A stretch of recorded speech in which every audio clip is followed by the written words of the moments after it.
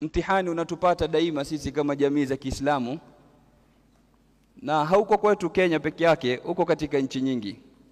Mtihani wenyewe ni maswali ambayo kwamba mara nyingi watu hujiuliza, hivi siku ya Arafa ni siku gani haswa?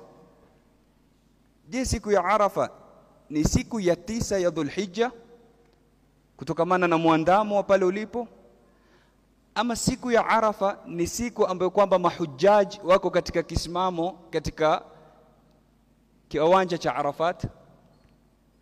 Ni swali.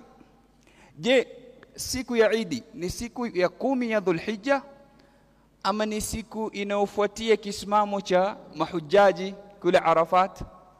Je, kuna mafungamano kati ya Arafa kama kisimamo moja katika nguzo za haji na kati ya Arafa funga ama saumu ambayo kwamba tunafunga sisi huku? Je, kuna mafungamano kati ya hivi vitu viwili?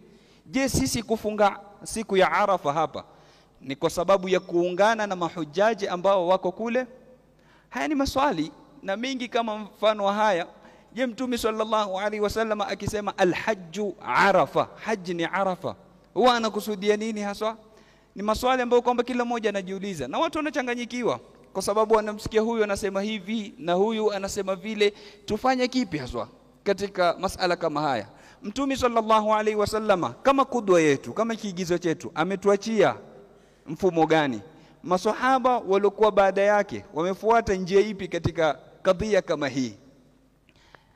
Kwa hivyo napenda muniazime kwanza masikizi ya nyoyo zenu kabla masikizi ya vichwa vyenu. Napenda unisikize kwa kutaka kutambua masala yalivyo, sio kwa kutaka nakdi na kujibu na kutoa hoja. Sababu tatizo letu mara nyingi sisi tunasikiza, lakini kusikiza kwetu nitamjibu vipi, nitaivunja vipi hoja yake? Usinisikize kwa sikizo hilo. Ukiwa una hoja baadaye unataka kujibu, khair wa baraka, hamna neno.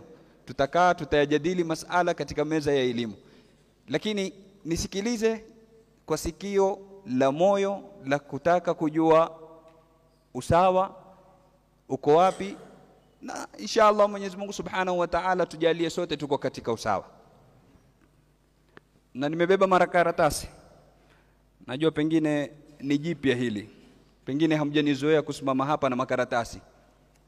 Nimebeba makaratasi kwa sababu kuna masail muhimu nataka niyasome, na yeyote ambaye kwamba atataka uthibitisho atanifuata baada ya swala ili nipate kumuonesha, nisiambiwe kuwa natoa mambo katika kichwa changu. Ikhwata al-iman wal islam, Mtume sallallahu alaihi wasallama alipohamia Madina hijra, Mtume sallallahu alaihi wasallama alipata maansar wana siku 2 wanafurahia ndani yake, siku za sherehe. Mtume sallallahu alaihi wasallam akawaambia Mwenyezi Mungu amewapa badali ya siku 2 hizo. Badali zenyewe ni nini? Akawaambia yaumul fitr na yaumul adha, siku ya fitr na siku ya adha. Ndio mwanzo kuwekwa sherehe ya Idi katika Uislamu. Baadhi ya maulama wasema Idi ilianza mwaka wa kwanza, wengine wasema ilianza mwaka wa pili, na kauli yenye nguvu ni kuwa Eid ilianza mwaka wa pili baada ya Mtume sallallahu alaihi wasallama kuhama na kugura Madina. Kwa nini kauli hii ina nguvu?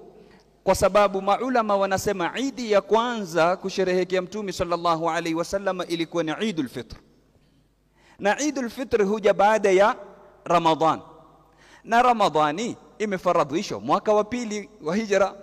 Kwa hivyo madamu Ramadhani imefaradhishwa mwaka wa pili wa hijra na Eidul Fitr inakuja baada ya Ramadhani, ina maana Eid ya kwanza alokula Mtume sallallahu alaihi wasallam ilikuwa ni katika mwaka wa pili. Kwa hivyo Mtume sallallahu alaihi wasallam ama sharia ikatuwekea siku 2 hizi za furaha ambazo kwamba ni Eidul Fitr na Eidul Adha. Sharia ya Kiislamu imefungamanisha Eidul Fitri na kuisha Ramadhani. Mwezi wa Ramadhani uishe, uandame wa Shawwali, ndo Eidul Fitri imeingia. Kama vile sharia imefungamanisha Eidul Fitri na mwezi, vile vile sharia imefungamanisha Eidul Adha na mwezi. Ukiandama mwezi wa Dhulhijja 1 mpaka 10, siku ya 10 ndio siku ya Eidul Adha. Hii ndivyo ilivyo katika sharia. Na ndio namuona Mtume sallallahu alayhi wasallama alipozungumzia masala ya kuchinja, aliposema idha raaitum hilala dhilhijja wa arada ahadukum an yudhi falyumsik an sha'rihi wa adfarihi, mtakapoona mwezi wa Dhulhijja mmoja wenu akataka kuchinja, mmoja wenu akanuia kuchinja. Angalia, kuchinja moja katika ibada zinazofanyika siku ya Eid.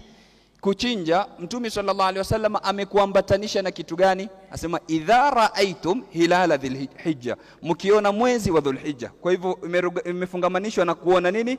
Na kuona mwezi. Mkiona mwezi wa Dhulhijja na mmoja wenu akawa nia kuchinja, falyumsik an sha'rihi wa adfarihi, basi azuie asinyoe nyele zake, vile vile na nini, na kucha zake. Maulama watuambia ni kwa sababu ya kupata fadhila ya viungo vyote na thawabu katika nini, katika masiku kama haya.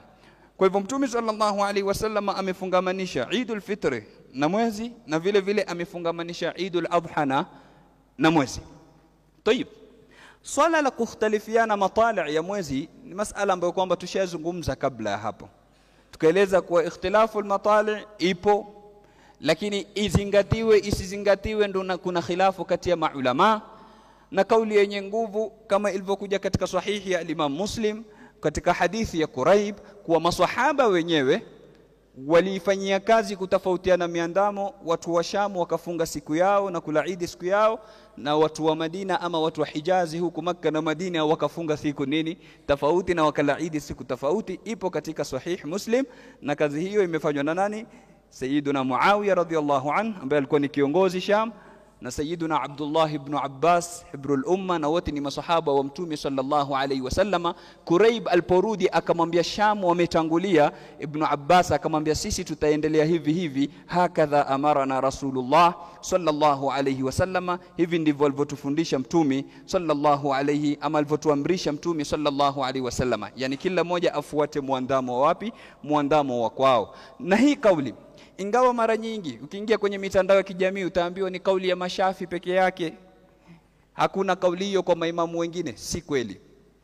Na tumetaja kabla ya hapo kuwa ukirudi katika madhhabi ya Imam Abu Hanifa utapata maulama wengi wa madhhabi ya Imam Abu Hanifa wanaiunga mkono kauli hii. Nenda kwa Imam Al-Kasani katika Bada'i'us Sana'i', nenda kwa Imam Az-Zailai katika Tabyinul Haqa'iq, nenda kwa Sheikh Zada katika Majma'ul Anhar, nenda kwa al-Imam Az-Zabidi katika Tuhfat al-Ithaf ama Ithaf as-Sada al-Muttaqin Sharh Ihya Ulumuddin, na wengine wengi katika maulama wa madhhabi ya Imam Abu Hanifa wanasema kila mmoja afuate matla'i ya kwao na muandamo wa kwao. Ukitoka kwa Imam Abu Hanifa njoo kwa Imam Malik. Imam Malik utampata Ibn Rushd, utampata al-Imam al-Qurtubi, utampata Ibn Abd al-Barr, utampata al-Imam al-Qarafi katika al-Furuq, na wengine wengi katika maulama wa madhhabu ya Imam Malik wanasema kila mmoja afuate kwao, kila mmoja afuate muandamo wa kwao. Ukija kwa al-Imam Shafi'i sihitaji hata kukunukulia, kwa sababu karibu wote wanakubaliana kuwa matla'i zinatofautiana. Ukirudi kwa Imam Ahmad ibn Hanbal, Imam Ahmad anasema muandamo ni mmoja, mwezi ukionekana popote watu wote wafuate. Lakini Sheikhul Islam Ibn Taymiyyah katika Majmu'ul Fatawa akaja kusema kuwa kauli ya Imam Ahmad inakusudia miji ya karibu ama miji ya mbali matla' zinatofautiana. Kwa hivyo kauli aliyoipitisha Sheikhul Islam Ibn Taymiyyah ni kwa miandamo ikiwa ni mbali ama miji ikiwa ni mbali, kila moja afuate muandamo na mwezi wa kwao. Hii masala ambayo kwamba tushazungumzia, hatuna sio